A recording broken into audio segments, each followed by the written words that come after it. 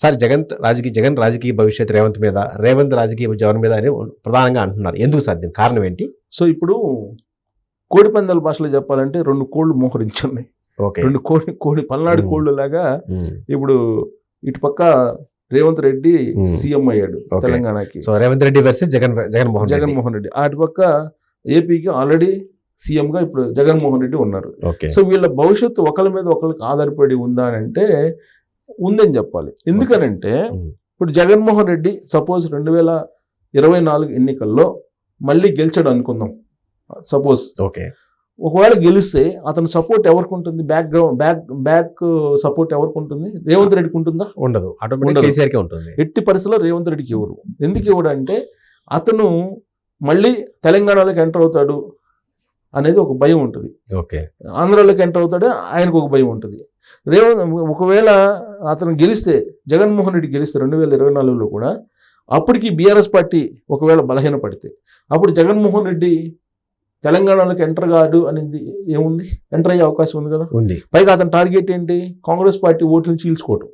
ఎవరిది? Jaganmohan Reddy target Congress party vote bank చీల్చుకోవడం. ఉందే కాంగ్రెస్ పార్టీ ఓట్లు ఆయనకి.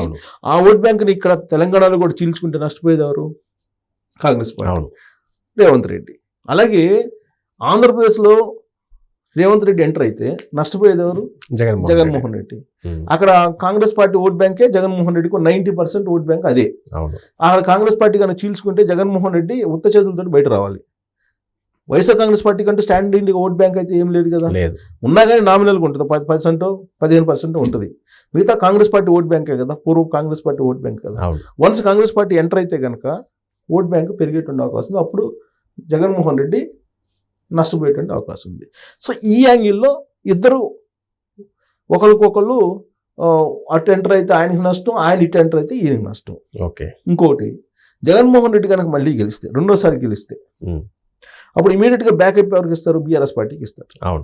బీఆర్ఎస్ పార్టీకి జగన్మోహన్ రెడ్డి మధ్య ఉన్న ఒప్పందం ఏంటి? నీ రాష్ట్రానికి నువ్వు రాష్ట్ర రాజకీయం, నా రాష్ట్రానికి నా రాష్ట్ర రాజకీయం చేసుకుంటాం.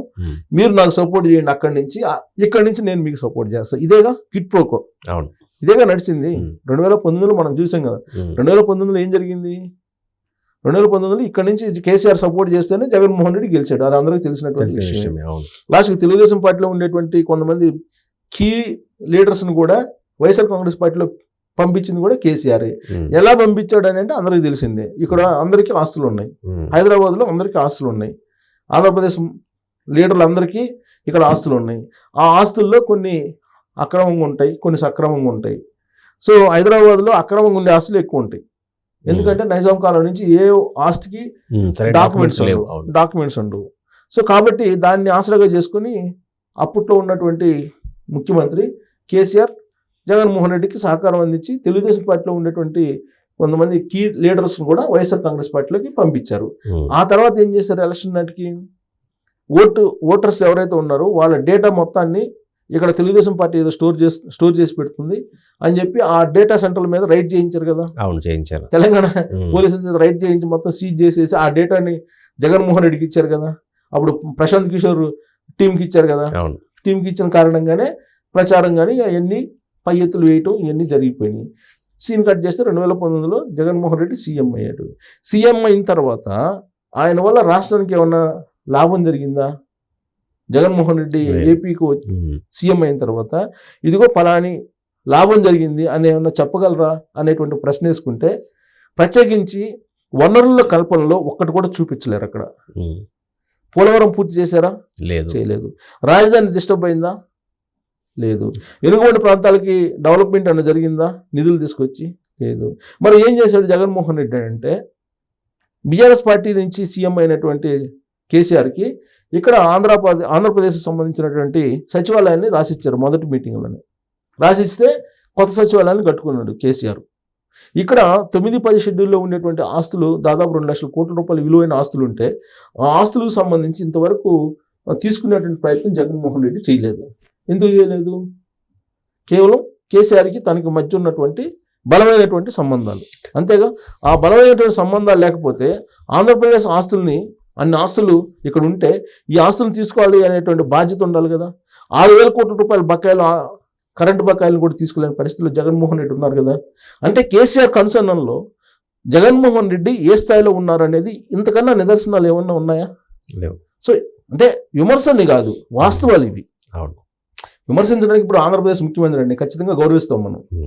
కాకపోతే ఆంధ్రప్రదేశ్కి అన్యాయం జరుగుతున్నప్పుడు ఖచ్చితంగా మనం ప్రజల్లోకి తీసుకెళ్ళాలి కదా ముందైతే, వాస్తవాలు ఇలా ఉన్నాయని చెప్పి. సో ఇప్పుడు మళ్ళీ సీఎం అయితే జగన్మోహన్ రెడ్డి ఖచ్చితంగా ఓడిపోయినటువంటి బీఆర్ఎస్ని మళ్ళీ లేపాలని చూస్తారు కదా, కాంగ్రెస్ పార్టీని అయితే లేపాలని చూడగా. ఇన్ కేసు లేపితే కనుక ఇమీడియట్గా జాతీయ పార్టీ కాబట్టి ఆంధ్రప్రదేశ్కి కూడా ఎంటర్ అవుతుంది కదా. కాబట్టి జగన్మోహన్ రెడ్డి ఏం చేస్తారు, ఖచ్చితంగా కాంగ్రెస్ పార్టీని డ్యామేజ్ చేసేటువంటి పరిస్థితి చేస్తారు. వీలున్నంత వరకు వెన్నుపోటు పొడించడానికి కాంగ్రెస్ పార్టీకి ట్రై చేస్తూనే ఉంటాడు ఆయన. ఆంధ్రప్రదేశ్లోనేమో జీరో చేసాడు కాంగ్రెస్ పార్టీని, తెలంగాణలో కాంగ్రెస్ పార్టీకి ఖచ్చితంగా వెన్నుపోటు పోవడానికి ప్రతి క్షణం కూడా ప్రయత్నం చేస్తాడు జగన్మోహన్ రెడ్డి. కారణం ఏంటి, ఆయన యొక్క రాజకీయ భవిష్యత్తు కోసం. ప్లస్ ఇక్కడ బీఆర్ఎస్ పార్టీ లేకపోతే నష్టపోయేది ఎవరు, జగన్మోహన్ రెడ్డి నష్టపోతాడు. ఎందుకు నష్టపోతాడంటే ఆయనకు సంబంధించిన ఆస్తులన్నీ ఇక్కడ ఉన్నాయి, కేసులు ఇక్కడ ఉన్నాయి. సో ఆయన ఏదైతే అనుకుంటున్నారో అది నెరవేరాలంటే ఇక్కడ ఆయన అనుకున్నటువంటి ప్రభుత్వం, ఆయన అనుకున్నటువంటి వాళ్ళు ముఖ్యమంత్రిగా ఉండాలి. సో కాబట్టి అది ఇప్పుడు కోల్పోయాడు ఆయన. ఇంకొకటి ఏంటంటే, రెండో దెబ్బ ఏంటంటే జగన్మోహన్ రెడ్డికి, కర్ణాటకలో కూడా అక్కడ ఆయనకు అనుకూలమైన ప్రభుత్వం లేదు, కాంగ్రెస్ పార్టీ గవర్నమెంట్ ఉంది అక్కడ. Okay. So Congress party AICC Jaganmohan Reddy మీద చాలా సీరియస్గా ఉంది. కాబట్టి జగన్మోహన్ రెడ్డికి అక్కడ ఇప్పుడు కర్ణాటకలో ఏం చెల్లదు, బెంగళూరులో ఏం చెల్లదు, ఆయన చెల్లుతుందల్లా ఇప్పుడు హైదరాబాద్లో చెల్లుతుంది. సో హైదరాబాద్లో చెల్లుతుంది కాబట్టి హైదరాబాద్లో ఎవరు ఉండాలి, ఆయనకు కావాల్సినటువంటి మనుషులు కావాలి. ఆయనకు కావాల్సిన మనుషులు ఎవరు, BRS party, KCR, Kalvakuntla family, plus ఆయన అనుయాయులు ఎవరైతే ఉన్నారో ఆయన వర్గంగా ఉండేవాళ్ళు. కాళేశ్వరం ప్రాజెక్ట్ చేసింది జగన్మోహన్ రెడ్డి మనిషే కదా, జగన్మోహన్ రెడ్డి అనుచరుడే కదా కాళేశ్వరం ప్రాజెక్ట్ చేసింది. సో బీఆర్ఎస్ పార్టీకి సంబంధించి అధికారంలో ఉన్నప్పుడు తెలంగాణలో కాంట్రాక్టులు చేసినటువంటి వాళ్ళు ఎవరైనా బడా కాంట్రాక్టర్లు ఉన్నారంటే వాళ్ళందరూ జగన్మోహన్ రెడ్డికి సంబంధించినటువంటి మనుషులు. దానికి గిఫ్ట్గా ఆంధ్రప్రదేశ్ ఆస్తుల్ని జగన్మోహన్ రెడ్డి ఇక్కడ ఇవ్వడం జరిగింది, ఇది వాస్తవం. సో కాళేశ్వరం ప్రాజెక్టు సంబంధించి కాళేశ్వరం ప్రాజెక్టుకి ఓపెనింగ్కి వచ్చాడు జగన్మోహన్ రెడ్డి. అదేమంటే ఆయన ఏమంటాడు, చంద్రబాబు నాయుడు టైంలోనే కాళేశ్వరం ప్రాజెక్టు శంకుస్థాపన చేశారు, అప్పుడు ఏమైందని, అప్పుడు ఆల్రెడీ కేసులు వేశారు, దాని మీద పోరాడాలి కదా నెక్స్ట్ వచ్చినటువంటి ముఖ్యమంత్రి. మరి కాళేశ్వరం ప్రాజెక్టుకి వచ్చి ఓపెనింగ్కి వచ్చి ఇద్దరు అలాయి బల్లేలాగా చేసుకున్నారు, అయిపోయిన తర్వాత కృష్ణా పైభాగంలో ప్రాజెక్టులు కడుతున్నారు కదా, పాలమూరు రంగారెడ్డి కడుతున్నారు కదా, దాన్ని ఏమైనా అడ్డుకునే ప్రయత్నం చేసామా? లేదు. గోదావరి పైభాగాన కడుతున్నారు కదా, వాటిని ఏమైనా అడ్డుకునే ప్రయత్నం చేసావా? లేదు కదా. సో ఇవన్నీ కూడా ఎందుకు జగన్మోహన్ రెడ్డి అడ్డుకోలేకపోతున్నారంటే కేవలం ఆయనకున్నటువంటి బలహీనతలు, కేసులు, ఆస్తులు ఇక్కడ హైదరాబాద్లో ఉన్నాయి కాబట్టి కేసీఆర్ ఏమనలేకపోయాడు. ఇప్పుడు కాంగ్రెస్ పార్టీని కూడా ఏమనే పరిస్థితి ఉండదు. కాకపోతే బీఆర్ఎస్ లేకపోతే కనుక రాజకీయంగా నష్టపోతాడు. బీఆర్ఎస్ లేకపోతే కాంగ్రెస్ తెలంగాణలో బలపడే కొంది ఆంధ్రప్రదేశ్లో వైఎస్ఆర్ కాంగ్రెస్ పార్టీ కూడా బలహీనపడుతుంది. ఇక్కడ కాంగ్రెస్ పార్టీ ఎంత బలపడుతుందో వైఎస్ఆర్ కాంగ్రెస్ పార్టీ ఏపీలో అంత బలహీనపడేటువంటి ఛాన్సెస్ ఉన్నాయి రాజకీయ కోణం నుంచి కనుక చూస్తే. అందుకే ఇప్పుడు రెండోసారి ముఖ్యమంత్రి జగన్మోహన్ రెడ్డి అయితే ఇమీడియట్గా కేసీఆర్ బీఆర్ఎస్ పార్టీ బలోపేతం చేయడానికి ఖచ్చితంగా అన్ని రకాల అండదండలు జగన్మోహన్ రెడ్డి అందిస్తాడు. సామాజిక పరంగా, ఆర్థికంగా అన్ని రకాలుగా అందిస్తాడు. ఆల్రెడీ ఈ ఎలక్షన్స్లోనే, ఇప్పుడు జరిగినటువంటి ఎలక్షన్స్లోనే ఇప్పుడు శివరెడ్డి భాస్కర్ రెడ్డిని, పెద్దిరెడ్డి రామచంద్రారెడ్డిని ఇక్కడ పంపించారా లేదా? పంపించారు. ఖరీదైనటువంటి ఫామ్ హౌస్లో ఉండి ఇక్కడ ఆపరేషన్ చేశారు కదా, సర్వేలు చేశారు కదా, మీరు ఆర్థికంగా వనరులు సమకూర్చారు కదా కొంతమంది అభ్యర్థులకు, బీఆర్ఎస్ పార్టీకి సంబంధించినటువంటి వాళ్ళకి. కేసీఆర్తో కలిసి అన్ని రకాల సహాయ సహకారాలు ఆ పార్టీని గెలిపించడానికి అన్ని మీరు చేశారు కదా. ఇవన్నీ అందరికీ తెలుసు కదా.